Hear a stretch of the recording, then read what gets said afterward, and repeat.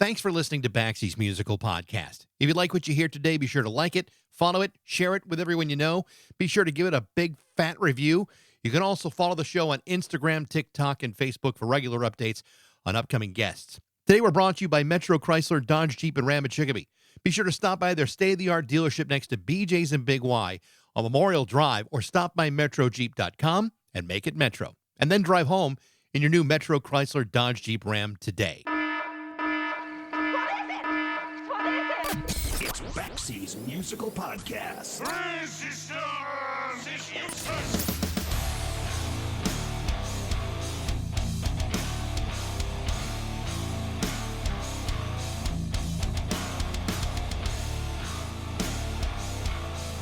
For whatever reason, the city of Boston, Massachusetts has always been a hotbed for American ska music. Ska, as some of you might know, is the musical genre which predates rocksteady and Jamaican reggae. It's a genre which actually shares its roots with American jazz, rhythm and blues, as well as the popular Caribbean music genre known as calypso, which started as far back as the 1950s. By the late 70s, English ska bands such as The Specials, Madness, The Beat, The Selector, and several others would briefly revive the genre thanks in part to Two-Tone Records. So it only makes sense that several years later, Boston would be ska's next stop.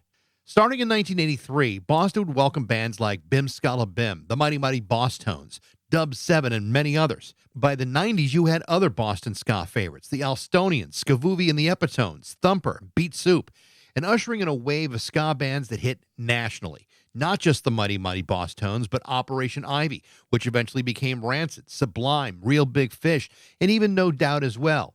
By the second half of the decade, Boston ska seemed to have run its course, but not for everyone.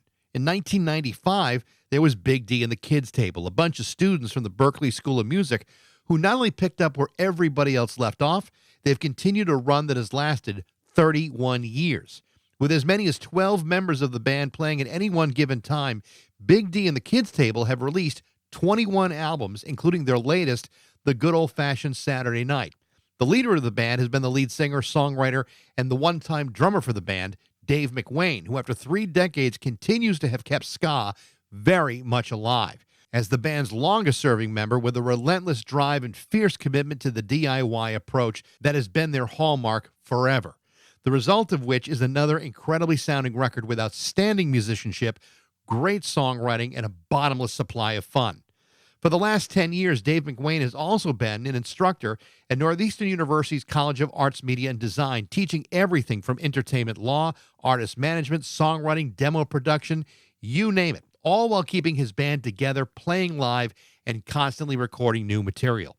Big D and the Kids Table will be appearing at the Drake in Amherst on September 5th before heading out on tour in Mexico and in Canada. To talk about all of that is my guest today, Dave McWane from Big D and the Kids Table on Baxie's Musical Podcast.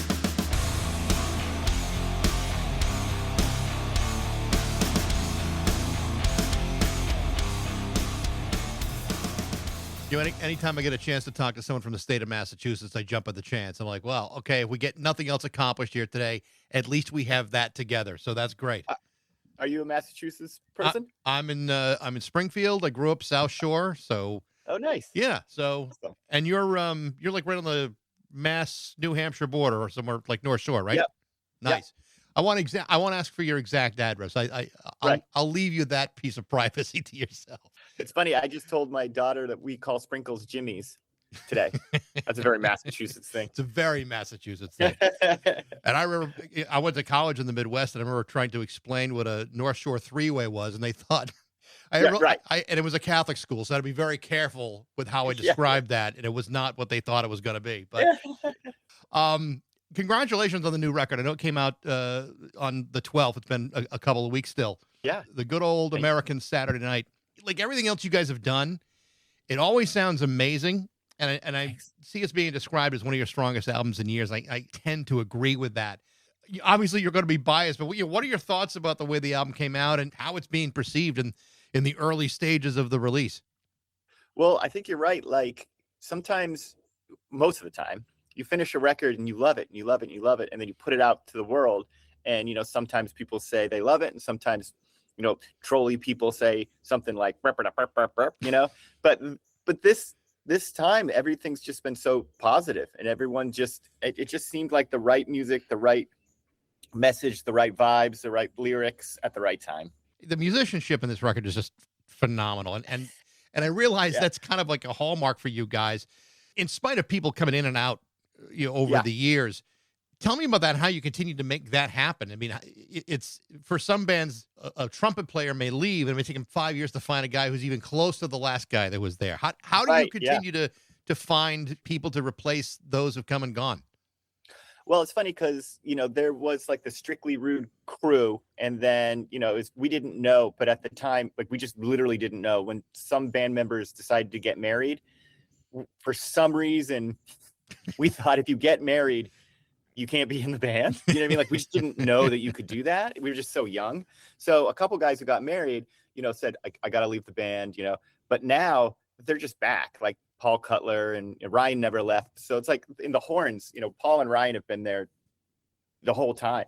And it's funny for some of the other guys who are called the new guys, because I saw the Bosstones joking about this once. They've been in the band longer than some of the guys called the old guys. You know what I mean? So, but in all actuality, like, we all met at Berklee and in the Boston scene. So our circle of friends really is just our circle of friends. Like the crew on Strictly Rude or the crew on this record, we're still the same family. Boston's really small, so we're all just our two go-to friends. It's funny that you mentioned the idea that if you're married, you have to stop doing right what you're having fun with. And I think anyone who's been married for a number of years will tell you, I would do anything to get back in that band. How can I get back? I need to get out of this house. It's kind of like there's certain ages people really worry about, like turning 25 really spooks people out, and then turning 30. You know what I mean? And then it's until you wear the clothes that you're like, oh, it's just the same. Nothing has to. Absolutely true. 31 years is a long time to be doing anything. Never mind, having a band. I mean, it doesn't really matter what the job is, but as the longest serving member of the band, how have you kept this all going? Is it part of the fact that, this is all like one big family of folks together, or is there something a little bit more complicated than that? Well, I would say it's like this. So I've noticed, I call it like what Boston bands do. And Boston bands, I don't know if other states are like this, but I know Boston bands will do this thing where they spend all this hard time just writing a record, playing out, finally getting the record recorded, and then like playing out a little bit more and maybe expecting something. And if that something doesn't happen, then they kind of just fizzle out. They don't realize that like after the record's done, that's when the work starts, if you know what I mean, not when it ends. So Big D has been able to exist for so long. This is the main reason. We have no goal to be successful. We've never had a goal to be successful. Like, it was just guys who are addicted to playing music, wanting to play music with each other, definitely having limited parties they're being invited to. And so like, like Dungeons and Dragons kids, like we had the time to do the thing we like or love. And so because we're not trying to make it in a way, we're never failing. Do you know what I mean? Like, we've already succeeded way past our initial ideas. So we have no guilt to the band. Do you know what I mean? Like, yeah. Well, I mean, you're also not setting yourself up for anything more than just you're having fun playing music. And really, and that's the reason why anyone gets into a band anyway, to have fun with their friends while they play music. Yeah. So if you can continue that, then good for you. That's a blessing. Most bands after like 4 or 5 years want to rip each other's faces off. Yeah. Well, we're very different than like in our band. We encourage people to write songs who may not even want to, because we want to be like, we want to know what comes out of them, and we want to know how we can improve something different than we're used to. So yeah, I think it's been, and for all of us in the band, the fact that we've toured so much, we shouldn't be able to go to these different countries if it wasn't the band. Do you know what I mean? Like France, China, Southeast Asia, like we have the gratitude where it's supposed to be. Yeah. Do you know what I mean? And so it's like living your dream and not like looking at some checklist of things that aren't happening.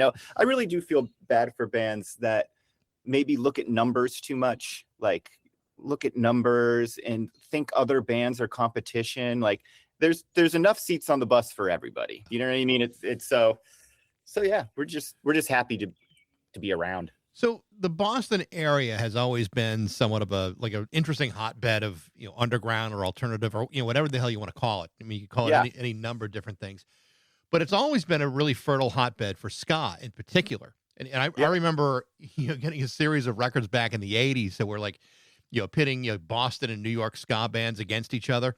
Right. And I always thought maybe I was biased. I always thought the Boston bands were just like a little bit better. Is there a reason for that? What do you think it is about ska that seems to kind of connect to the Boston area? There definitely is a Boston ska, like everyone's gravitated to it. I mean, I think that Boston is kind of the most, it's not, nobody kill me, but it's one of the more Europeanish looking cities. You have the patina rooftops and stuff like that. A lot of architects came there first to build.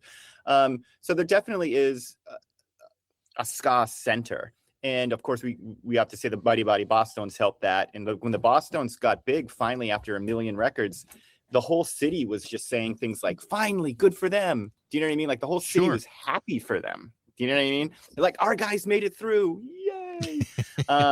So I think they obviously had a big thing to do with it. But then there was like the Allstonians, and there was a lot of ska bands. I think Boston just has like a nice attitude, just like meaning we're small. We like to dance. We're not too worried about like how our look is coming off. Like in some other cities, maybe that's more important.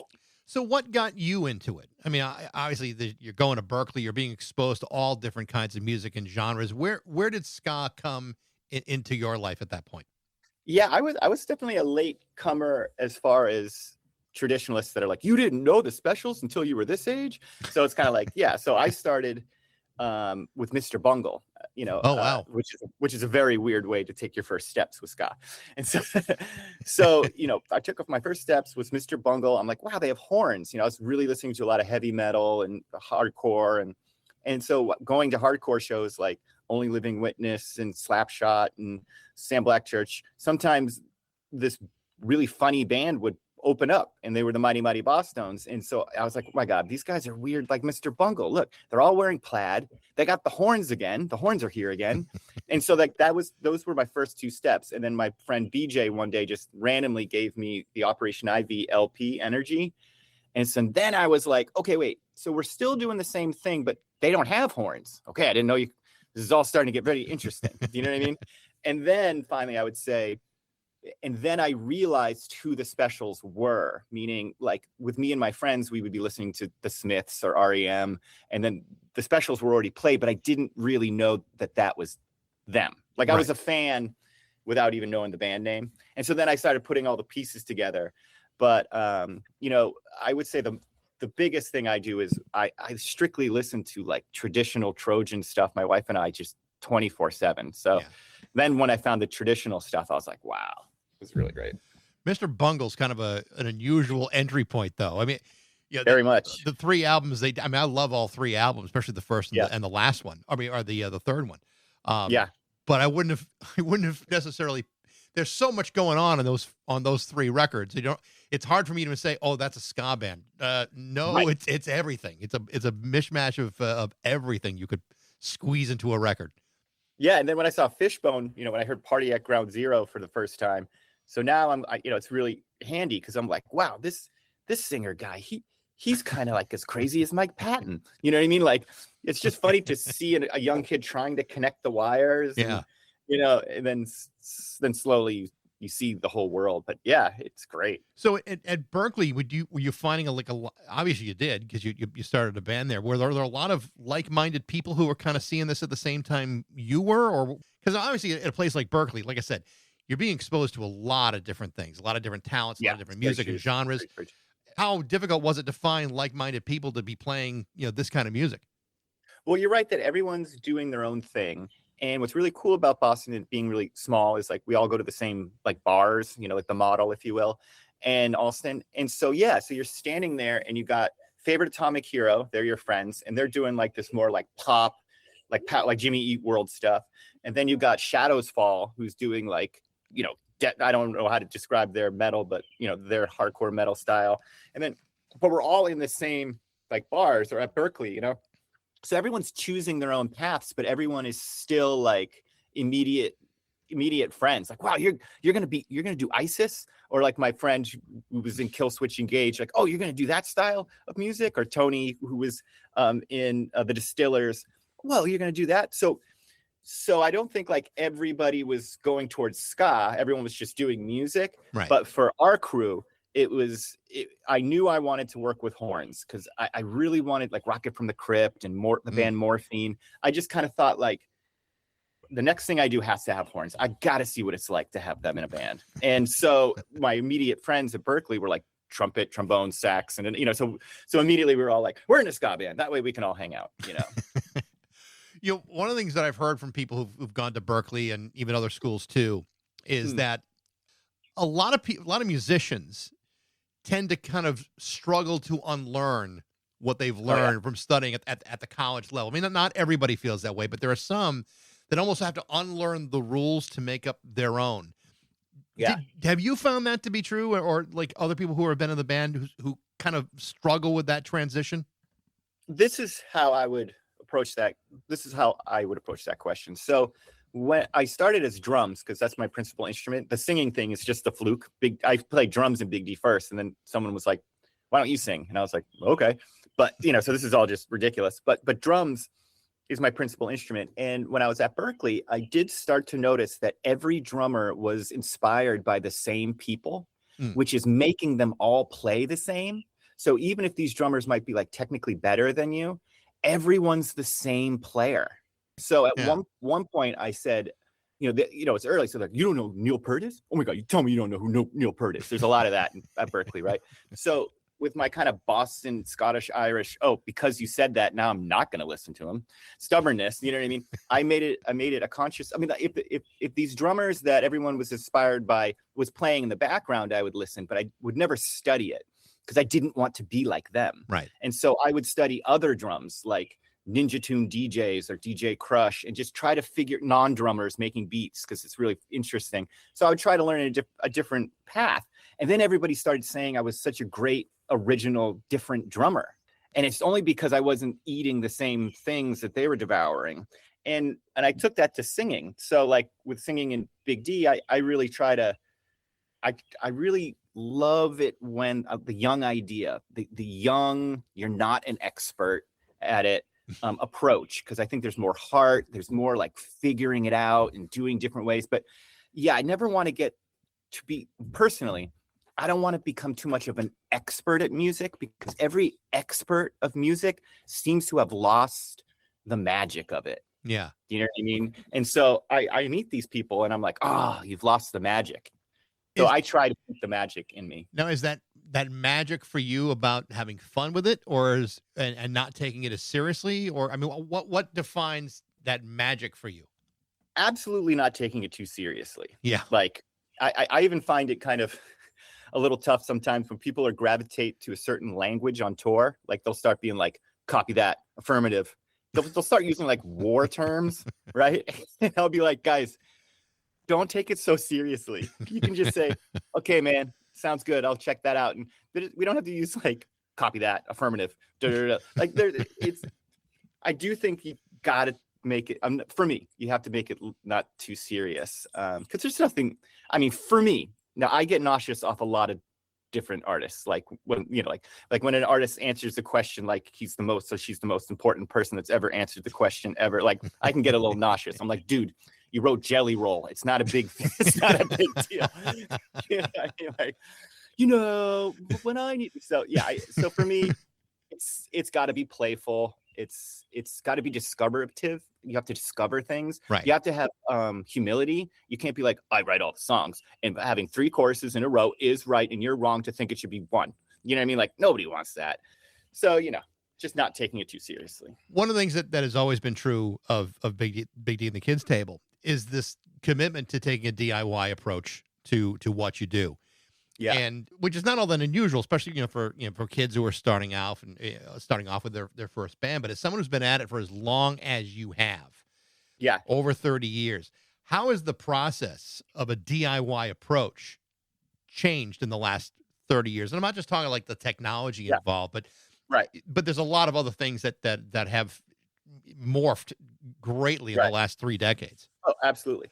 Well, I definitely think there's this term that people use like on Saturday Night Live and things called with a Bostonian, like, you think you're better than me? You know, that thing. And it's weird that they're saying it as a question. You think you're better than me? Because that's not really the Boston term. It's you're not better than me. Right. It's a statement. It's not a question.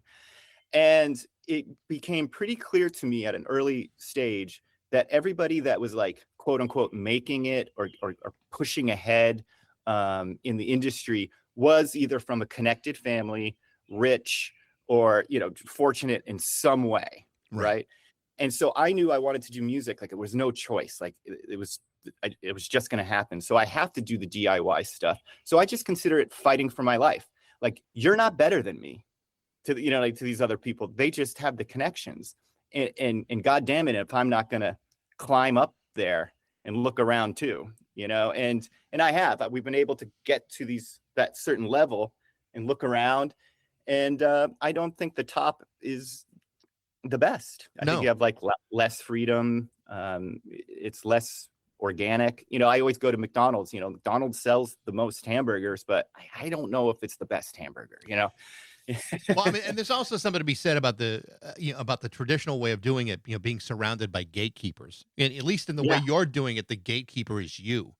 And and whether it succeeds or fails, you know, that's something you can either take accountability for or say, well, okay, well, next time we learn. And I think that's really an important difference. A lot of people just assume, well, if I do this or I do this, I'll get discovered by this label or this guy. And it's like, you know, the amount of people that actually succeed that way is so fractionally small that the best way to do it is to take, you know, control of as much of what you can do as possible. And it's a great lesson for like a young musician or for, you know, anybody involved in a creative venture. Absolutely. And I always think you don't want to find yourself in a Twilight Zone or, you know, the new show Black Mirror, but I'm more going Twilight Zone. Like, you don't want to make certain choices so that you have made it and you're in that band, but you don't really like any of the songs. And now you're on tour for a super long time.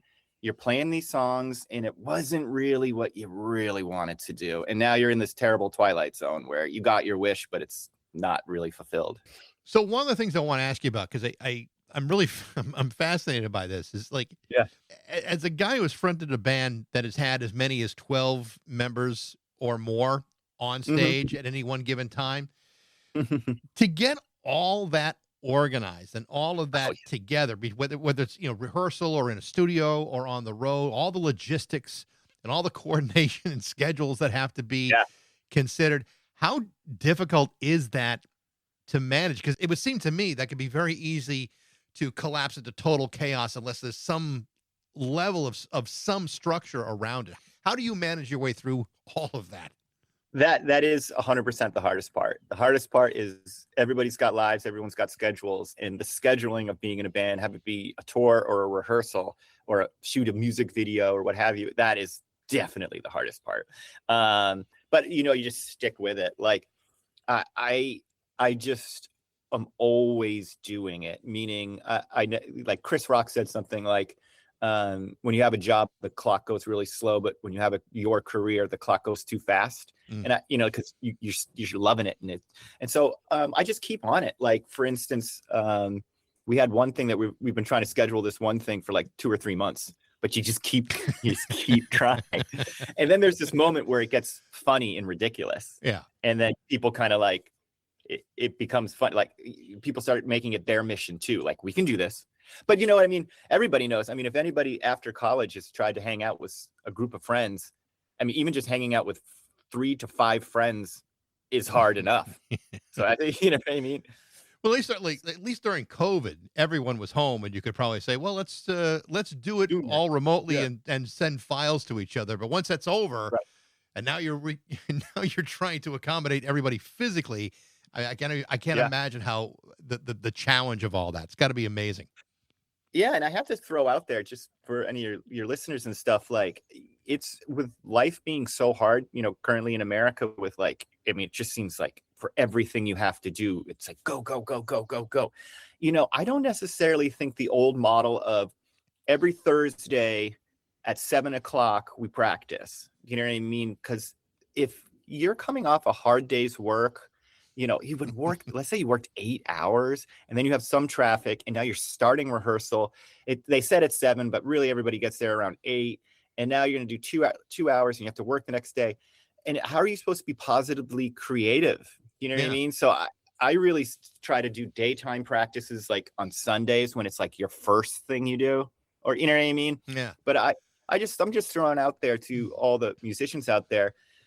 If you're doing those weekly rehearsals and everyone's getting tired and really you spend your time just trying to remember what you did last week, maybe change that. You know what I mean? Because you might get more out of a weekend practice than a whole month of night practice, unless that's your jam. Right. But it's a suggestion. Yeah. Apart from the band, as I was, reading up on you, one of the things that I stumbled across is the fact that you've spent a number of years teaching. Oh, yeah. At Northeastern in the music industry program, but you've also taught at Northern Vermont and Bay State College. How did you get into that? That's a great question. So Joe Gittleman has been more than just a producer for Big D and the Kids Table. He started teaching at Linden College now. It's got a new name, Northern Vermont University. And we were just chatting because, he produced Strictly Rude and Flute and Stroll.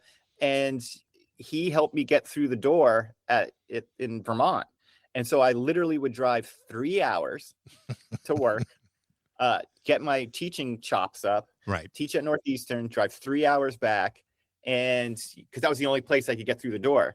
And so I got my, teaching chops up, and then Bay State hired me, much easier commute, and worked there for a while, and then Northeastern. So I would say Joe got me through the door. You know what I mean? Like, and said, you can do it. And then Bay State was so supportive. They were like, can you teach entertainment law? And I was like, I never have. And they're like, you're doing it. And so then I had to like learn entertainment, like they do in the movies, like crash course it. And I taught it for 3 semesters. And then they're like, why don't you teach ethics? Now this is outside of the department. Now I'm going to a different department. And I'm like, ethics? Sure. But so everything's been just kind of wild. Yeah. You know what I mean? Like, but I put 110% into everything. So yeah, I mean, my course just ended just last Friday. So I'm on summer vacation. Oh, good for you. Good. Yeah. Good timing on your part. Yeah. Obviously, you're teaching students who are primarily interested in the music industry. And the fact of the matter is, this is not the same music industry that existed when you were at Berklee. And I wonder, as the industry's experienced all these changes over the years, what are the biggest differences between the sort of students who are coming into a program like this, considering how different things are when you were, 18, 19 years old? Okay. But I'm going to back up a little because for the first time, that course I said I just finished, for the first time ever, it's called the Festival Experience. Out of 20 students, only 2 were music industry people. Usually it's all music business majors, right? Always 100% of them. But this time it was only 2 out of 20. And it was called the Festival Experience. Now, how old are these students? They're, anywhere between 18, 19, 20, 21, 22, 23, maybe. Now check this out. I said, okay, so let's go around the room and talk about the festivals we've been to. It's like and not one of them had ever been to a music festival. Really? Yeah. So think of their age, and they're at college. These students were the generation of lockdown when they were in high school, the no prom, no graduation. And so your question just reminded me when my mind got blown that all these young people hadn't been to a festival yet. You know what I mean? Like they should at least, taking should lightly, have 3 or 4 under their belt. You know what I mean? Yeah. It's interesting that we take a class in something like that they would have no real firsthand knowledge. And that's why, and that's why they wanted to. And a lot of their talking to them, it was really interesting. They would go like, well, when I research festivals, it looks so fun. They talk about researching them and just like, like watching through the bushes, you know what I mean? Like, so it was pretty incredible. But as far as music industries, I could say like the basics. Like, of course, Big D started when we recorded on 2-inch tape, real tape, where you didn't see the music files, you only listened to the music. So there's obviously big changes with Pro Tools and Logic, but definitely more DJs. What easily said, there's way more women in the industry than when I went to Berklee. Like when I went to Berklee, there was probably like 2 women in the whole, class, or 2 or 3. And now, and I do credit it to a lot of the game show, like The Voice, American Idol, because those were open calls, and open calls are pretty neat, because there's so many gatekeepers, that I really am impressed of how many female artists and industry people. So that's definitely changed. Of course, there's a lot more tech.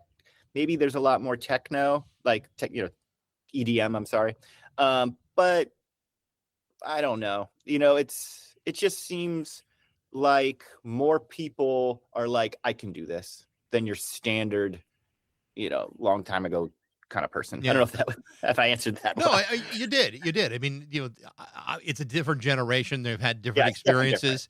And I was just curious about, how different are they from, where you were back in the late 80s or early 90s and all of that? Okay, I will say this too. Sometimes when I have to teach marketing, or not have to, when I'm allowed to teach marketing, I mean, I definitely have great things to share. But it's really funny saying that to a young person these days, because they're born doing marketing. You know what I mean? Like right when they pick up their first phone, they're just marketing. Do you know what I mean? So I would say, and I don't mean this as a diss at all, because if you ask me the other way, I could put it down as well. Where I think at the beginning of my adventure, there was artists, and then there was like the industry and the man. Right. You know what I mean? But the artists were artists, the industry was the industry.